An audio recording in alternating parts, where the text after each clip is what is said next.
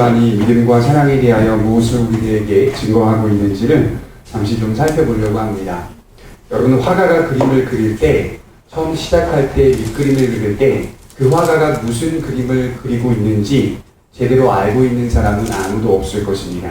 그림을 그리다 보면 점차적으로 중간 지점이 지나다 보면 그 화가가 무슨 그림을 그리려고 하는지에 대해서 그때 비로소 윤곽이 잡히게 됨을 알 수가 있습니다. 요한의 가르침이 후반부로 갈수록 점차 더욱 그가 무엇을 말하려고 하는지가 명백하게 드러나고 있는데, 특별히 오늘 본문은 요한이 가장 중요하게 생각하는 본문입니다. 그동안 요한의 가르침이 어떤 토대 위에서 가르쳐지고 있는지 오늘 말씀을 통해서 우리는 분명히 보아야 합니다. 신자의 신앙이, 특별히 기독교 신앙을 마음에 품고 있는 우리들의 믿음이 얼마나 튼튼한 기초 위에 서 있는지를 요한은 지금 구체적으로 설명하고 있습니다. 우리 스스로가 감정에 따라 기분에 따라 세워진 기초가 아니라 역사 가운데 사건 속에서 실제했던 내용이라고 요한은 말씀하고 있습니다. 6절에 보면 물과 피로 임하신 예수 그리스도라고 말하고 있죠. 그리고 이것이 분명하다라는 사실을 증언하시는 성령께서 신자의 믿음을 견고하게 하신다라고 증언하고 있습니다. 여러분, 물과 피가 무엇을 의미하는 내용이겠습니까? 단번에 물은 예수님으로부터 인하여 깨끗해진 우리의 심령을 의미하는 것이겠죠. 피는 신자의 깨끗함의 근거가 그리스도의 십자가, 순환받으셨다는 사실에 그 토대가 있다라고 설명을 하는 것입니다. 예수님이 피를 흘리셨다, 예수님이 물을 흘리셨다. 이러한 것은 우리의 정결함과 우리를 위하여 대신 고난받으신 주님의 십자가의 순환을 같이 상징적으로 묘사하고 있는 내용이라고 볼 수 있습니다. 요한복음 19장 34절에 보면 예수님께서 십자가상에서 매달려서 고통을 받고 있을 때 한 로마 군인이 예수님 옆으로 와서요, 창으로 예수님의 옆구리를 찌르는 장면이 나옵니다. 그때 19장 34절은 이렇게 기록합니다. 그중 한 군인이 창으로 옆구리를 찌르니 곧 피와 물이 나오더라 라고 표현하고 있습니다. 마찬가지로 요한복음 19장을 기록한 사람이 누구입니까? 요한이에요. 오늘 말씀도 요한이 기록했고 요한복음도 요한이 기록했어요. 요한이 물과 피를 강조하는 이유는 예수님의 피와 물을 통하여 신자가 구원받았다는 것을 드러내 주기 위해서입니다. 옆구리에서 흘러나오는 물과 피는 단순한 물과 피가 아니라 우리를 구원하시는 능력이요 근거라는 사실을 구체적으로 생각했을 것입니다. 물과 피가 사람의 몸에서 흘러나오는 단순한 물질이 아니라, 우리는 단순할 수 있으나 그리스도의 물과 피는 인류를 구원하시는 하나님의 능력이라는 말입니다. 이것은 추상적이고 공상적인 의미가 아닌 인류 역사 속에서 딱 한 번 일어났던 번복할 수 없는 유일한 사건이었다고 요한은 설명하고 있습니다. 여러분, 수많은 종교를 한번 비교해 볼까요? 그들의 종교가 가지고 있는 공통점이 무엇입니까? 도덕적인, 윤리적인 가르침입니다. 윤리성, 도덕성, 또는 우리가 잘 아는 종교심입니다. 종교심. 종교를 믿고 있는 마음이라는 뜻이겠죠. 열심을 내는 것, 다른 종교에도 있습니다. 위로받는 감정, 다른 종교에도 있습니다. 이러한 것들을 기독교 안에서도 물론 발견할 수 있지만 기독교는 이 부분이 아니에요. 명심하셔야 돼요. 종교심이 아니에요. 기독교는 위로나 또는 도덕이나 또는 윤리적인 측면으로 믿고 있는 진리가 아닙니다. 똑바로 살아야겠다, 좀 더 잘 살자, 좀 더 바르게 살자, 이런 측면에서 기독교를 접근하면 올바른 접근이 아닙니다. 기독교는 믿어야 할 사건과 믿어야 할 대상을 먼저 찾는 겁니다. 역사성과 실제성을 강조하는 게 기독교의 생명력입니다. 단 한 번 있었던 그 역사적 사실을 근거하여 그 토대 위에 우리 신앙을 세워가는 게 기독교의 신앙입니다. 그로부터 영생이 나오고 죄가 무엇인지 발견되는 겁니다. 우리 13절을 보면 요한이 이렇게 표현하고 있어요. 내가 하나님의 아들을 믿는 너희에게 이것을 쓰는 것은 너희로 하여금 너희에게 영생이 있음을 알게 하려 함이라. 그리스도의 실제성, 그리스도의 역사성을 통하여 신자들은 영생을 소유할 수 있다는 거죠. 이것은 신자의 인생이 도덕적이나 윤리적으로 살아가야 한다, 그래야 영생을 얻을 수 있다라는 측면이 아니죠. 이 접근법은 단 한 번 이 인류 역사 가운데 오셨던 그리스도의 일하심, 그리스도의 죽으심, 그리스도의 부활하심을 통하여 그것을 나의 안으로 끄집어와 나의 죄를 대신하여 죽으셨고 그로 하여금 그의 생명력이 나에게 적용되어 나에게 영생을 허락할 수 있었다. 그 신앙으로부터 세워지지 않으면 기독교 신앙을 가진 참된 신자라고 말할 수가 없다라는 것이죠. 기독교는 분명히 믿어야 할 사건과 믿어야 할 대상을 강조하고 있는 겁니다. 우리는 여러분 종교심으로 이 자리에 나오는 거 아니에요. 의미나 생각 따위에 머무는 진리가 아니라 사실과 역사성에서 시작하는 진리입니다. 제가 어제 저녁에 이제 유튜브로 그것이 알고 싶다라는 이제 영상을 보았어요. 좀 초저녁이었는데 그 영상에 7월 30일자 방송인지 거기 보니까 그 소록도라는 성 안에 신체 해부실이 있었는데 그 신체 해부실 안에 아이들의 해부한 시체들 그리고 어른들 죽었던 어른들을 해부한 시체들이 장기별로 이 유리병 안에 이렇게 그 포르말린인가요? 뭐 이렇게 약품을 써가지고 이렇게 표본으로 이렇게 배치되어 있는 그런 내용이었습니다. 근데 특별히 그 위에 진열대 위에 아기들이 이렇게 굉장히 포개져가지고 유리병 안에 많이 비춰져 있는데 그거를 이제 김상중 씨가 아주 구체적으로 사진에 모나리자인데 그 모자이크 처리를 안 하고 그대로 방영을 이제 하는 걸 보았어요. 왜 그대로 방영하냐면 역사를 드러내기 위해. 우리의 역사가 한쪽 면에서는 매우 긍정적으로 비춰질 수 있겠지만 또 다른 면에서는 매우 부정적인 사건들이 많이 있었다는 거죠. 그걸 감추기 위해 정부나 여러 가지의 고위 관리들이 그것을 감춰왔다는 거죠. 분명히 여러분 좋은 점도 있지만 우리 역사 속에서 굉장히 아주 좋지 않은 면들이 많습니다. 그것을 통하여서 그 이제 기자들이나 PD들의 어떤 사건을 추적함을 통해 그 사건들이 분명히 올라오기 시작했어요. 아, 그래서 오래전 역사 가운데 죄 없이 죽었던 많은 사람들이 있구나. 죄 없이 죽었던, 고통받았던 수많은 사람들이 있구나. 라는 것을 우리 국민들이 알게 되는 것이죠. 역사는 거짓말을 할 수가 없습니다. 그 당시 그 일이 일어났던 연도가 1910년 이후에, 그러니까 1940년대부터 1980년대 말까지 있었던 일이라고 하는데 지금으로 따지면 몇십 년밖에 되지 않았어요. 숨겨왔던 그 진실을 그 당시 정부와 고위관리들은 내보내지 않겠다라는 측면으로 조작을 하고 숨겨왔겠죠. 그러나 그 사실과 진실이 몇십 년 만에 드러나게 돼 있잖아요. 무엇을 알 수 있냐면 기독교 진리가 거짓말이라면 예수께서 이 땅에 2000년 전에 이스라엘에 오셨다, 죽으셨다, 부활하셨다라는 사실이 만일 거짓말이라면 과연 이 거짓말이라는 진리가 2000년 동안 그대로 변함없이 전파되어 올 수 있을까? 없다는 거죠. 사람이 음모를 만들고 어떤 사건을 모함하고 또 음해하기 위해 감추는 그 사건조차도 몇십 년 만에 금방 드러나게 되어 있는 것처럼, 그렇죠? 기독교 진리가 거짓말이라면 2000년이라는 시간 동안 이렇게 복음이 이어져 올 수 없었다라는 사실을 명백히 기억하셔야 돼요. 우리가 믿는 신앙은 그렇게 흘러온 겁니다. 2000년의 시간 동안 단 한 번도 변함없이 그대로의 복음과 진리가 예수께서 이 땅에 죄인들을 위하여 오셨다, 죽으셨다, 부활하셨다, 그리고 하여금 우리에게 영생을 허락하셨다는 그 진리 위에, 그 튼튼한 기초 위에 서 있어야만 우리가 기독교의 생명력을 얻고 그 안에 머물 수 있다는 것을 사도 요한이 설명하고 있다는 것을 볼 수가 있다는 것이죠. 우리는 종교심이 아닙니다. 역사 속에 찾아오신 그리스도의 사건을 믿고 그의 대상, 그의 모습, 그의 인격을 믿는 것입니다. 그의 성품을 믿는 것입니다. 기준이 우리에게 있지 않고 그분에게 있는 진리죠. 뒤집을 수 없고 취소할 수 없는 진리가 기독교 진리입니다. 왜 그럴까요? 왜 뒤집을 수 없을까요? 왜 취소할 수 없을까요? 역사 속에 왔거든요. 만들어낸 게 아니라 역사에 와서 사건으로 개입해버렸거든요. 기독교 진리가 무엇입니까? 어떤 사람은 기독교 진리와 비진리를 어떻게 구분하느냐라고 물어보면 이렇게 대답하는 사람이 있습니다. 그래도 과거 역사 속에서 외부적인 핍박과 박해를 잘 견뎌낸 사람들이 기독교인 아니냐. 그러니 기독교는 진리이다라고 말할 수 있다고 설명해요. 외부적인 핍박과 박해를 인내함을 통하여 순교함을 통하여 우리가 잘 이겨냈기 때문에 우리는 생명이 있는 기독교 진리다. 아닙니다. 그렇게 해서 기독교 진리를 구분하는 게 아니에요. 누가 순교했다 그런 걸로 구분하는 게 아니라니까요. 인간의 열정과 노력을 통하여 외부와 다르다는 사실을 어떻게 구분할 거예요? 외부적인 박해와 억압만을 가지고 우리는 잘 견뎠으니 우리가 참된 길을 걷고 있다 라고 설명한다면 그것은 기독교 진리라고 하기에는 상당히 부족한 겁니다. 왠지 아세요? 그 기준이 누구한테 있는데요? 인간에게 있잖아요. 잘 견딘 인간에게 있잖아요.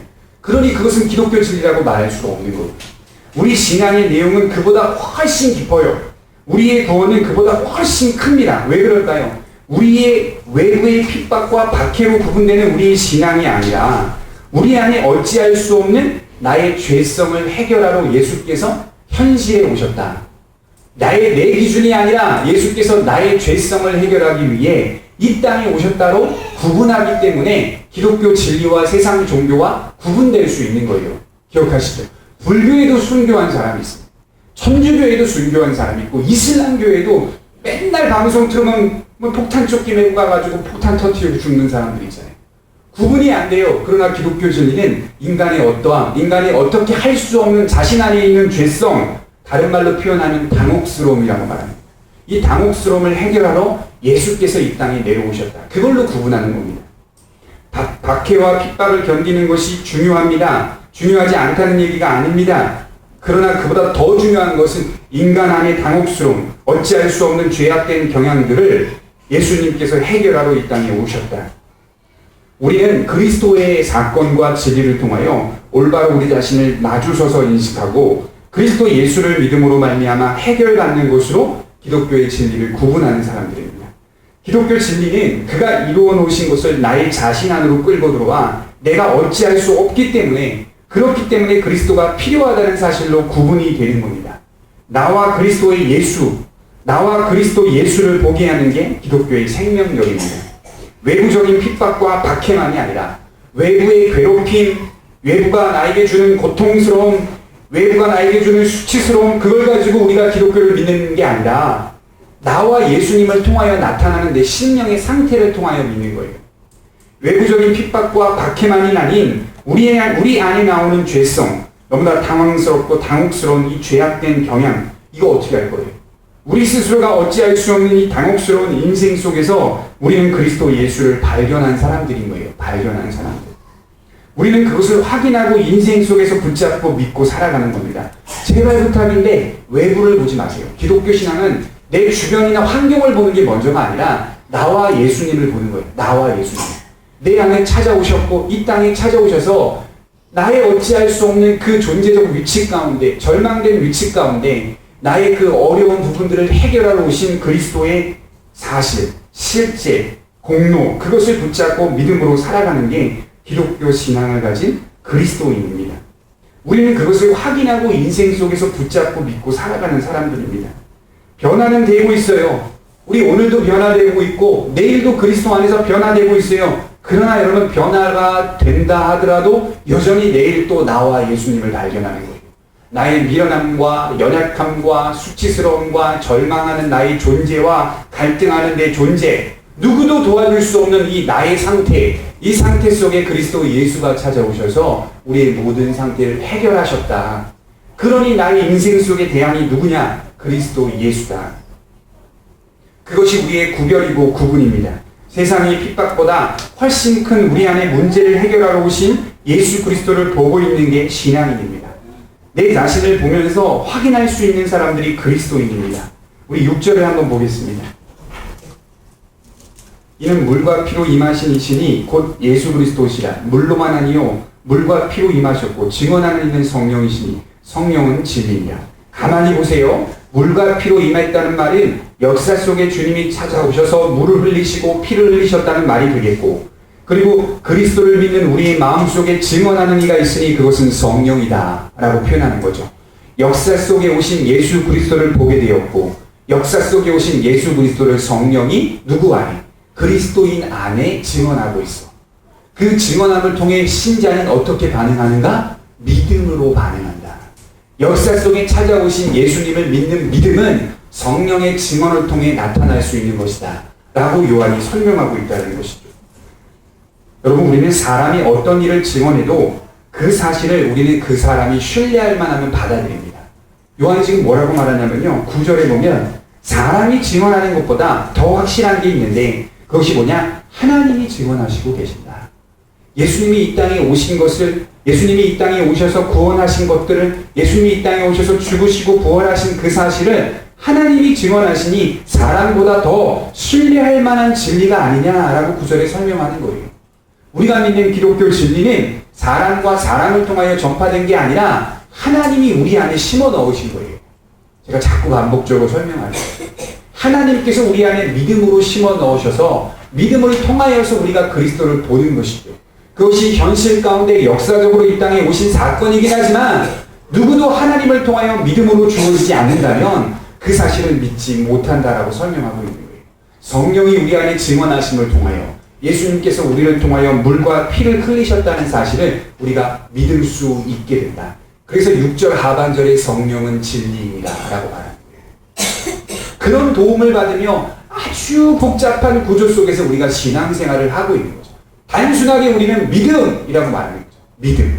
그러나 하나님께서 하시는 믿음 뒤의 역할은 굉장히 복잡하고 깊이 있는 역할로서 우리 안에 믿음이 성장하게 만드는 것임을 볼 수가 있다는 것이죠.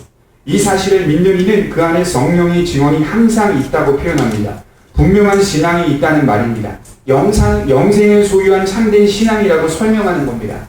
그러나 불신은 결국 하나님을 거짓말쟁이로 만드는 것이라고 또 다른 측면에서 표현하고 있다는 것이죠. 10절을 한번 보겠습니다. 하나님의 아들을 믿는 자는 자기 안에 증거가 있고 하나님을 믿지 아니하는 자는 하나님을 거짓말하는 자로 만드나니 이는 하나님께서 그 아들에 대하여 증언하신 증거를 믿지 아니하였습니다. 예수 안 믿는 거 우리는 뭐라고 표현하죠? 불신자라고 표현하죠. 그리스도 예수가 우리를 위하여 죽으시고 부활하신 것을 안 믿는 것을 우리가 불신자라고 표현하지만 요한의 방식대로 표현하면 하나님을 거짓말쟁이로 만드는 자라고 표현하는 거예요. 그가 주님을 안 믿고 있어요. 그가 하나님의 말씀을 믿지 않고 있어요. 그가 하나님께로 돌아오지 않고 있어요. 그건 결과적으로 주님 앞에 섰을 때 너는 나를 거짓말쟁이로 만들지 않았느냐. 너의 인생 속에, 너의 세월 속에 내가 거짓말하는 자라고 말하고 있지 않았느냐. 왜요? 하나님께서 정말 하신 그 일을 믿지 않는 그는 그랬던 적 없다. 그렇게 얘기하며 살았다는 거예요. 언제 하나님이 나를 위해 죽었느냐? 언제 이 땅에 예수님이 오셨다고 말했느냐? 믿을 수 없다. 그건 결국 하나님께서 그의 아들을 보내신 것을 거짓이다라고 말하면서 잘못된 복음을 전파하고 있는 잘못된 사람이다 라고 설명하고 있는 내용입니다. 하나님이 거짓말을 할 수 있다고 성경이 말합니까? 아닙니다. 하나님은 인생이 아니시고 시원치 않으시고 하나님은 속성상 거짓말을 하지 못하시는 분이에요. 그런 그 하나님을 향하여 거짓말쟁이로 만들고 있다는 것은 대단히 큰 죄라고 설명하는 것입니다. 믿지 아니함은 하나님이 거짓말쟁이라고 말하는 것과 같다는 겁니다. 그러나 믿음은 그 안에 증거가 있다. 성령의 증언과 믿음의 내용들이 항상 존재한다는 겁니다. 여러분 다시 한번 말씀드리지만 우리는 종교신이 아닙니다. 그리스도를 올바로 믿는 믿음, 내 안에 있는 근본적인 죄악을 어찌할 수 없는 인식을 통하여서 그리스도께서 이 땅에 오신 그 사건을 분명히 부여잡는 겁니다. 그런 너희에게 영생이 있다. 그런 증언이 있는 너희 안에 영생이 있다라는 것을 요한이 용기 있게 격려를 다하여 선포하고 있는 겁니다. 영생 안에 있다는 말은 무슨 말입니까? 너희들이 제대로 보고 있다. 너희들이 기독교 신앙을 제대로 믿고 있다. 여러분들이 왜 이 자리에 앉아 예배를 드리고 있습니까? 왜 말씀을 사랑하십니까? 그 사실을 제대로 알고 있기 때문입니다. 환경적인 요소, 외부적인 요소 때문에 예수님을 믿는 게 아니라 자신을 제대로 보고 있어요. 예수님 없으면 안 된다. 나는 예수 그리스도 없으면 안 되는 존재야. 그 안에서 그리스도를 발견하셨기 때문에 이 자리에 와서 예배를 드리는 거예요. 내 자녀를 위해서, 내 남편을 위해서, 내 아내를 위해서 아닙니다. 먼저 나를 위해서요. 내 자신을 발견하기 때문에 이 인생을 살아보니 나의 어찌할 수 없는 당혹스러움, 우주보다 큰, 어찌 보면 죄악된 성향과 경향이 우주보다 커요. 바꿀 수가 없어요. 누구도 고쳐줄 수 없어요. 그런 성향 속에서 그리스도 예수를 발견했기 때문입니다. 우리 요한복음 17장 21절을 한번 찾아보겠습니다. 요한복음 17장 21절입니다.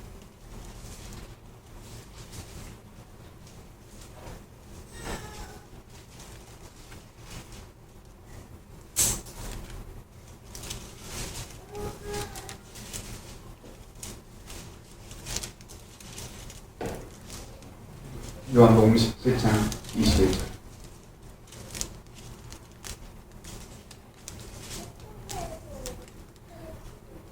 같이 한번 읽어보도록 하겠습니다. 같이 읽겠습니다. 시작. 아버지여, 아버지께서 내 안에, 내가 아버지 안에 있는 것 같이 그들도 다 하나가 되어 우리 안에 있게 하사 세상으로 아버지께서 나를 보내신 것을 믿게 하옵소서.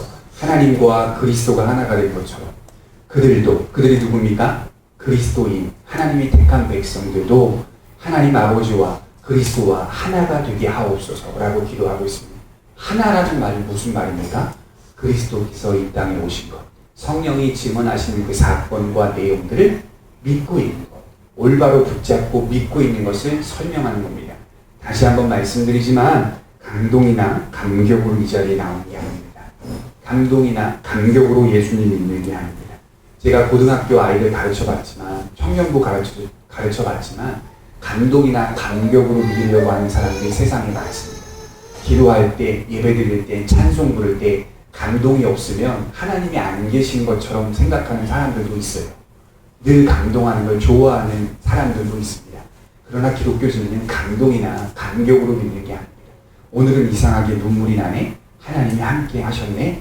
라고 하는 게 아니라 눈물이 나지 않더라도, 또 때로는 눈물이 나더라도 내 안에 있는 심령 깊은 곳에서 그리스도 예수가 없으면 안 되는 나의 어찌할 수 없는 처절한 당혹스러움을 발견하게 되는 거예요.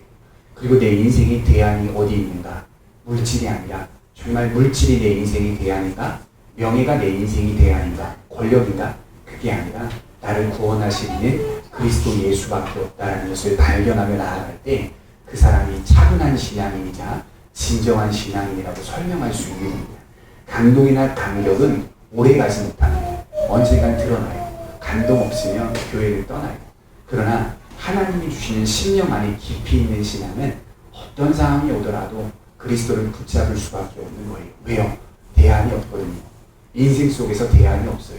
그리스도 예수와 나와의 관계를 보면 내 처절한 존재론적 절망 가운데 대안이 없기 때문에 그 대안을 허락하신 그리스도 예수를 붙잡을 수밖에 없다는 인식이 있기 때문입니다. 바울이 뭐라고 말했는지 아세요? 오라 나는 곤고한 사람이로다, 이렇게 말했어요. 누가 나를 구원하랴? 누가 나를 이 사망의 몸에서 구원하랴? 이렇게 표현하고 있다는 것이죠. 여러분, 사도행전을 읽어보시면 구원을 이야기하는 베드로나 바울이나 빌림이나 모든 사도들이 뭐라고 구원을 이야기하며 복음을 전파하는지 아세요? 로마가 박해하고 있다. 로마가 핍박하고 있으니 예수를 믿어라. 그렇게 말한 사람은 단 한 사람도 없었어요. 너희 자신을 보라. 그렇게 말해요. 모든 사도들이 아테네나 또는 빌립보나 데살로니가 지역이나 등등 수많은 헬라 지역 가운데 돌아다니며 복음을 선포했던 그 상황 속에서 그들이 공통점으로 증거했던 내용이 무엇이냐? 너희 자신을 보라. 너희들은 죄인이 아니냐? 너희들 죄인이잖아. 너희 자신의 죄를 해결하러 그리스도 예수가 오셨다. 그걸 공통점으로 선포했어요. 그것을 통하여 그리스도께로 돌아오는 사람들이 많이 있었습니다. 왜 그럴까요? 왜 돌아올까요? 그들이 자기 자신을 발견해요.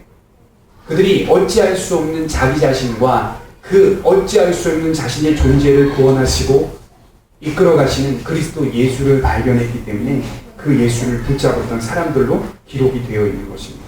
그 믿음이 신자 한 사람의 삶을 바꾸어 간다라고 성경은 설명하고 있는 겁니다. 변화를 끌어내는 거예요. 기독교의 생명력을 소유한 성도는 변화를 끌어낼 수밖에 없어요. 왜요? 늘 언제나 자기 자신을 생각하거든요. 늘 언제나 자기 자신을 고민하거든요.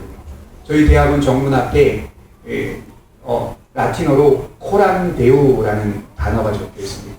오직 하나님의 면전이라는 뜻이에요. 얼굴 앞에서 신앙을 가진 신앙인들은, 그리스도인들은 언젠간 하나님 앞에 서게 된다는 사실을 반드시 생각합니다. 그리스도께서 나를 구원하신 것처럼 내가 주님 앞에 서서 주님과 마주설 날을 고대하고 언젠간 그 날을 우리 앞에 맞이하게 된다. 그렇기 때문에 내 인생 속의 현실 가운데 어떻게 살아가야 할지를 잘 알고 있다. 왜? 하나님을 경외하고 하나님이 두렵기 때문에, 그리고 내가 그리스도의 생명을 소유한 사람이기 때문에 당연히 변화는 나타날 수밖에 없는 자연스러운 열매입니다. 여러분들이 신앙 가운데 수년 지나도 변화가 없으십니까? 고민해 보셔야 돼요. 수년이 지나도 나와 그리스도를 생각해 본 적이 없습니까? 고민해 보셔요. 처절하게 고민해 보셔요. 언젠가는 그 고민하지 않았던 거에 대한 후회감이 막 몰려오실 겁니다. 그리스도 예수 안에서 나와의 관계를 고민하며 나의 죄악된 모습, 나의 존재, 나의 연약함, 나의 미련함을 통하여 하나님이 날 사랑하셨고 나를 붙잡았다라는 그 귀한 사랑의 손길이 얼마나 큰지를 깊이 있게 날마다 반복적으로 묵상하며 생각하는 성도들이 되셔야 하는 것입니다. 로마의 박해 가운데 우리는 대단하다, 우리는 순교했으니 대단했다 라고 말하는 사람은 단 한 사람도 없었습니다. 오히려 예수 믿으면 다 그렇게 말해요. 그리스도가 대단하다. 나를 구원하신 그리스도 예수가 대단하다. 로마를 구원한 예수가 아니라 나를 구원하신 예수님이 대단하신 분이다. 왜? 누가 나를 구원할 수 있겠느냐? 그렇게 고백하게 만든다는 것이죠. 감사한 건 우리에게 하나님은 언제나 우리의 부족함을 경험하게 하셔서 더 그리스도를 붙잡게 만든다는 것입니다.